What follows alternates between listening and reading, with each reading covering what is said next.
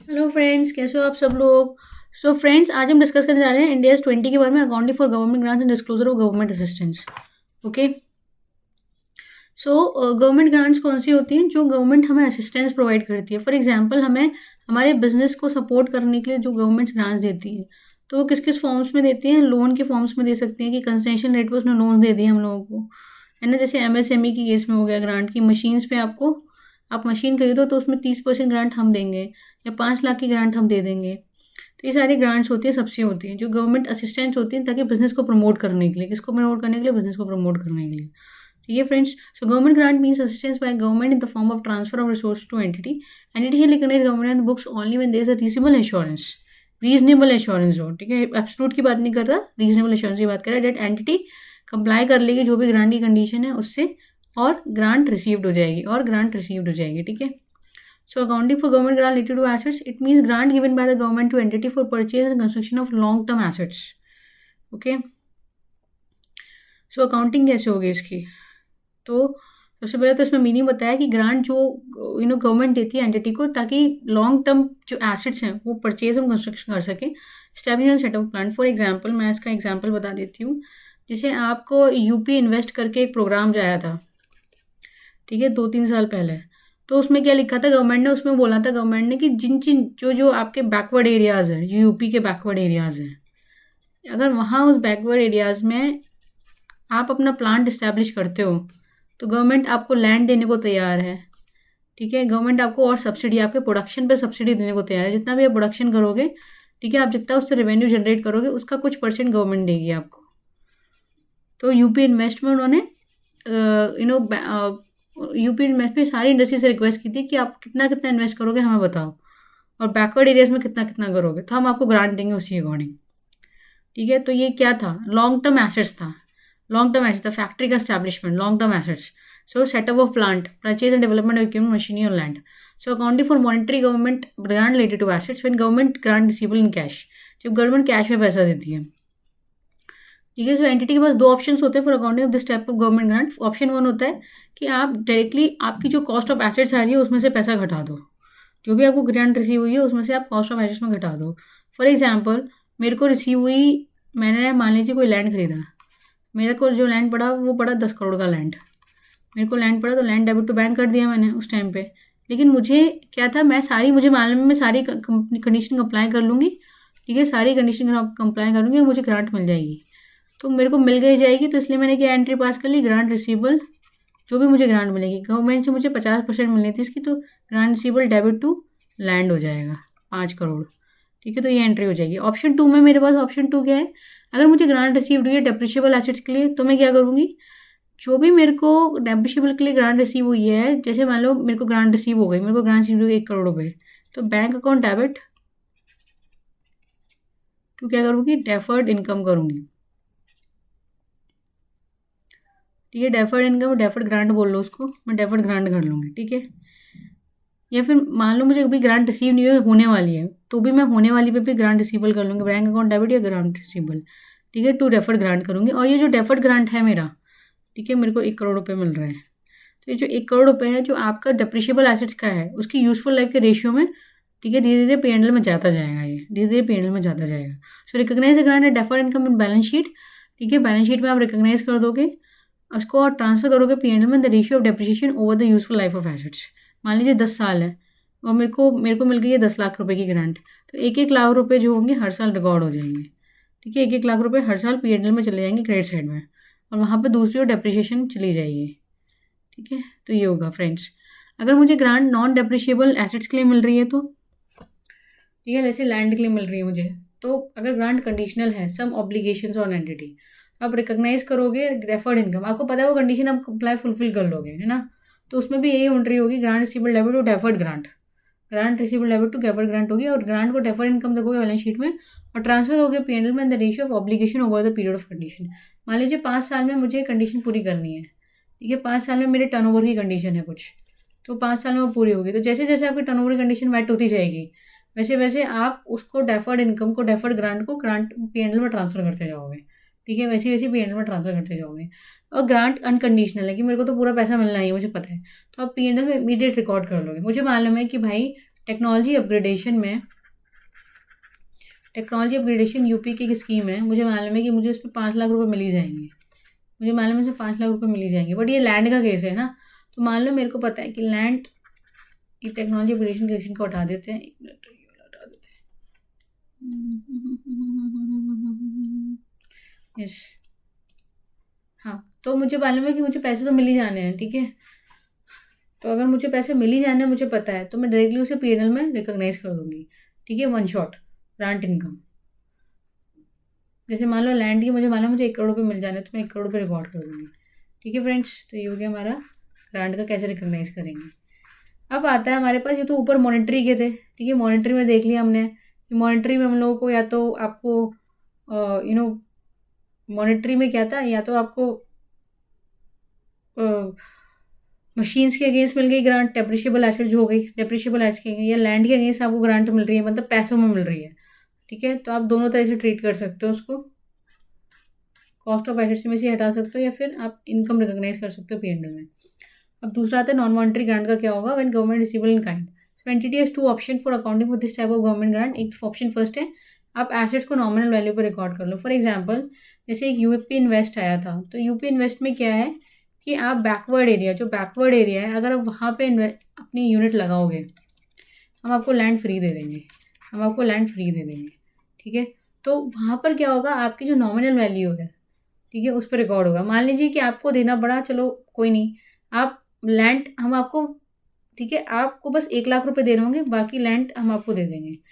अब इसकी लेंथ होगी 100 गज, 1000 गज, ठीक है, 1000 गज में लैंड आपको मिल जाएगी। आप फैक्ट्री बनानी, फैक्ट्री बना लो, और 1 लाख रुपए आप दे देना बस।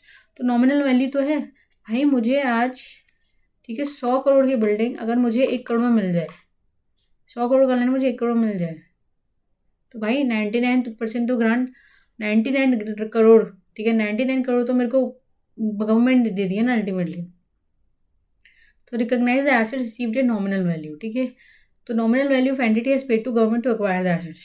जो भी मान लो मैंने 1 करोड़ रुपए दिए, तो 1 करोड़ रुपए उतना तो मैं एसेट बुक कर लूँगी, उतना मैं एसेट्स बुक कर लूँगी, तो लैंड डेबिट टू बैंक हो जाएगा 1 करोड़ रुपए, ठीक है। F asset receive free from government, nominal value 1 रुपये मान के आप रिकॉर्ड कर दो, 1 रुपये मान के आप रिकॉर्ड कर दो, ठीक है। जैसे एसेट्स डेबिट टू बैंक 1 रुपया, ठीक है, ये हो जाएगा। अब दूसरा आ गया एसेट्स रिसीव्ड इन ग्रांट, जैसे डेप्रिशिएबल एसेट्स, ठीक है। मान लो कोई मशीन के अगेंस्ट मिल रही है हमें, पीपीई के अगेंस्ट मिल रही है, ठीक है, पीपीई के अगेंस्ट मतलब कोई बिल्डिंग मशीन जो भी है, तो आप रिकॉग्नाइज करोगे फेयर वैल्यू पे। Recognise the grant at fair value as deferred income balance sheet and transfer to PNL in the ratio of depreciation over the useful life of the assets, ठीक है। तो assets debit to deferred grant हो जाएगा, assets debit to deferred grant हो जाएगा। अगर asset received in grant is non depreciable assets, तो क्या होगा, ग्रांट कंडीशनल है,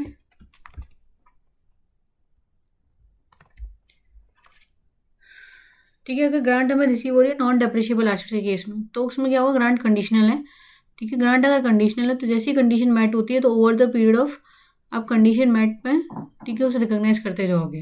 सो recognise the assets as fair value, recognise the grant at fair value as deferred income in the balance sheet and transfer to PNL the ratio of obligation completion over the period of condition, ठीक है। जो भी condition है उसमें करते जाओगे, assets क्या हो जाएगी, assets debit to deferred grant हो जाएगी, assets debit to deferred grant हो जाएगी, है ना। अगर अनकंडीशनल है, तो आप एक शॉर्ट में पीएनएल में रिकॉग्नाइज कर दोगे। Recognise the grant at fair value immediately as PNL income, ठीक है, जो भी फेयर वैल्यू आएगी, रिकॉग्नाइज एसेट्स फेयर वैल्यू, तो assets debit to grant income हो जाएगा। ओके फ्रेंड्स, तो ये हो गया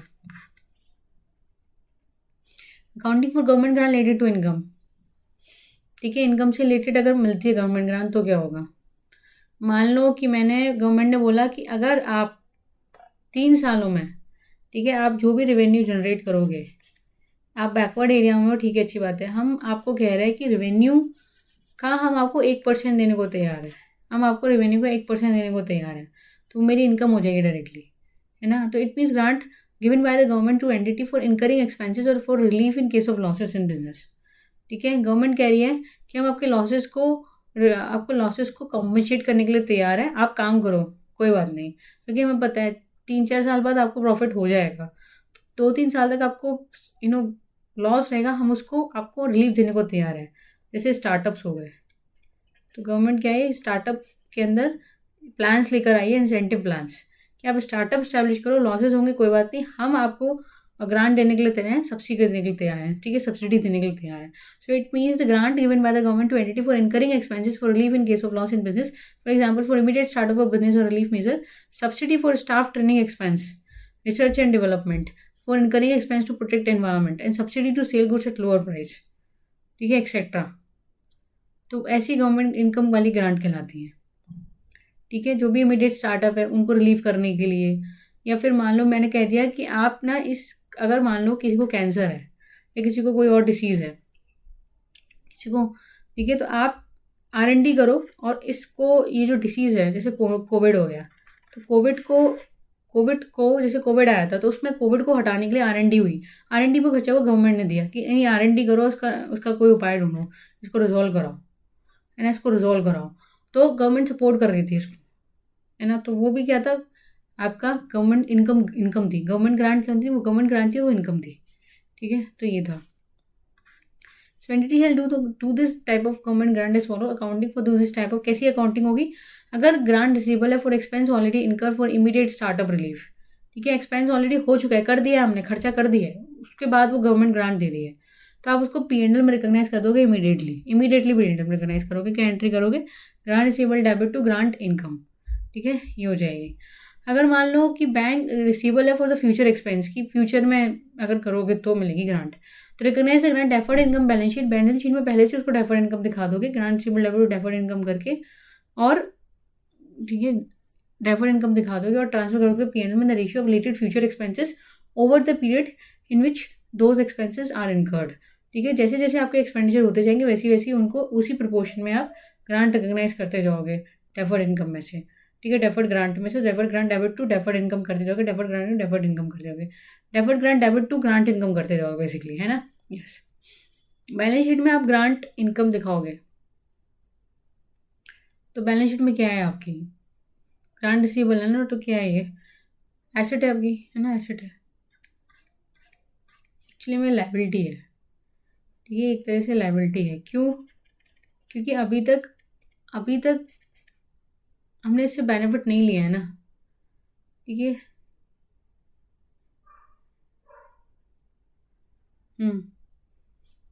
अभी हमें कंडीशन पूरी करना बाकी है, तो वो लायबिलिटी तो है, क्योंकि इसके आगे से हमें कंडीशन कंप्लाई करना जरूरी है. जैसे जैसे हम कंडीशन फुलफिल करते जाएंगे वैसे वैसे हम इसे डेबिट करके इनकम में रिकॉग्नाइज करते जाएंगे, सिंपल, ठीक है.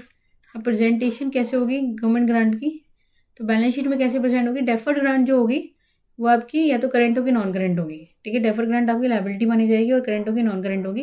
अगर बैलेंस शीट की डेट से 12 महीने के अंदर वो ग्रांट मिल जाएगी तो करेंट हो जाएगी, अगर 12 महीने के बाद मिलेगी तो नॉन करेंट हो जाएगी. स्टेटमेंट ऑफ P&L में क्या बनेगा, ऑप्शन 1 ग्रांट इनकम जो होगी वो अदर इनकम में शो हो जाएगी. ऑप्शन मतलब हमारे पास ऑप्शन है बेसिकली, या तो आप इसे अदर इनकम में शो कर दो, या फिर आपके जो रिलेटेड एक्सपेंस है उसमें से डिडक्ट कर दो, या तो अदर इनकम में शो कर दो या रिलेटेड एक्सपेंस में डिडक्ट कर दो, ठीक है. रिलेटेड एक्सपेंस में जनरली लोग डिडक्ट नहीं करते, अदर इनकम में ही शो कर देते हैं. Statement of cash flow, grant सी भी शो द फाइनेंसिंग एक्टिविटी, ठीक है. ग्रांट रिसीव जो होगी वो फाइनेंसिंग एक्टिविटी होगी एक तरीके से, मतलब पैसा अरेंज कर रहे हो आप, पैसा अरेंज कर रहे हो, ठीक है. तो अब क्या होगा, अकाउंटिंग फॉर रीपेमेंट रिफंड. मान लो हमने कंडीशन कंप्लाई नहीं किया, पैसे वापस करने पड़े तो उस केस में क्या, तो the entity has to do accounting for repayment of government according to the following case. If grant was recognised directly in P&L, तो आप क्या करोगे, P&L को हमने क्रेडिट किया था तो P&L को डेबिट कर दोगे, P&L को क्रेडिट किया तो डेबिट कर दोगे. Repayment of grant will be debit to P&L, ठीक है. तो P&L debit to grant payable account, ठीक है, ये हो जाएगा. अगर government grant deferred income recognise किया था, repayment of grant will be debited to deferred grant and only remaining amount of refund will be debited to P&L. अगर grant आपने डेफर्ड इनकम रिकॉग्नाइज की थी तो क्या, अगर ग्रांट आपने डेफर्ड इनकम रिकॉग्नाइज की थी तो क्या, so repayment of grant will be debited to deferred grant and any remaining amount will be debited to P&L.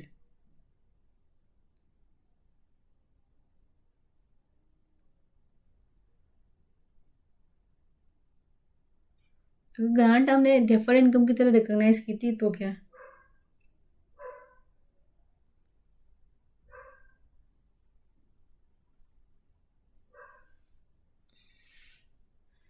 अगर ग्रांट आपने रिकॉग्नाइज की थी डेफर्ड इनकम में तो क्या, repayment of grant will be debited to deferred grant and only remaining amount of refund will be debited to P&L. तो जो आपका रिमेनिंग अमाउंट है वो P&L में जाएगा, जो आपका रिमेनिंग अमाउंट है वो P&L में जाएगा, ठीक है. तो इसमें क्या होगा फ्रेंड्स, इसमें क्या होगा, repayment of grant will be debited to deferred grant, and any remaining amount of refund will be debited to P&L, है ना, डेबिटेड टू P&L.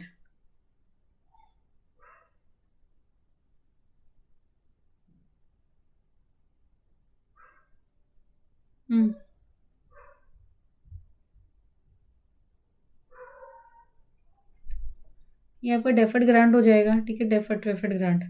क्योंकि आपको हुआ क्या है कि आपने उसको रिकॉग्नाइज किया था डेफर्ड इनकम में, तो आपको क्या करना पड़ेगा, आपको डेबिट करना पड़ेगा, ठीक है. तो repayment will be debited to deferred grant, और रिमेनिंग पोर्शन जो होगा वो P&L में आप ट्रांसफर कर दोगे, ठीक है, और ग्रांट पेबल दिखा दोगे.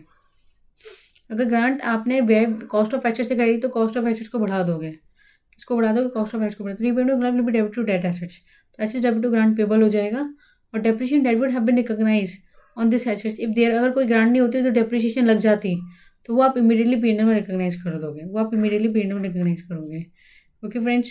सो अकाउंटिंग ऑफ लोन रिसीव, अगर गवर्नमेंट से आपको मार्केट रेट के कंपैरिजन में no less than market rate interest rate पे आपको मिल गया है, तो क्या होगा, तो आप क्या करोगे भाई, जो आपको लोन आपको रिसीव हुआ है less than market interest rate पर, वो आपको ऑब्लिगेशन टू पे कैश तो होगा, तो वो फाइनेंशियल लायबिलिटी होगी आपकी, है ना. So apply financial liability accounting as per Ind AS 109. So and initial difference between the loan amount receive in the fair value of loan जो होगी वो आपकी गवर्नमेंट ग्रांट कहलाएगी, और जो डिफरेंस है गवर्नमेंट ग्रांट का वो आपका अकाउंटिंग होगी as per Ind AS 20. Nature of grant as discuss in this topic, ठीक है. क्या एंट्री बनेगी मैं बताती हूँ. बैंक अकाउंट डेबिट बनेगी, फेयर वैल्यू जो भी होगा, टू लोन बनेगी और टू डेफर्ड ग्रांट बनेगा, ये बनेगी, ठीक है. और फिर क्या होगा, इस पर ना इंटरेस्ट चढ़ता जाएगा, इंटरेस्ट चढ़ता जाएगा, अमोर्टाइजेशन टेबल में जाएगी, उस पर इंटरेस्ट चढ़ता जाएगा, ठीक है. तो अमोर्टाइजेशन टेबल कैसे बनेगी, ओपनिंग बैलेंस आ जाएगा, आपका इंटरेस्ट कैलकुलेशन आ जाएगा जो भी मार्केट रेट पर इंटरेस्ट है, और आपका इंटरेस्ट पेमेंट आ जाएगा, और क्लोजिंग बैलेंस आ जाएगा, और ईयर आ जाएगा, ठीक है. तो ये अमोर्टाइजेशन टेबल बन जाएगी. तो ऐसे ट्रीटमेंट हो जाएगा फ्रेंड्स इसका, ठीक है. सो अब हमारा ये खत्म होता है Ind AS 20. So thank you for watching guys.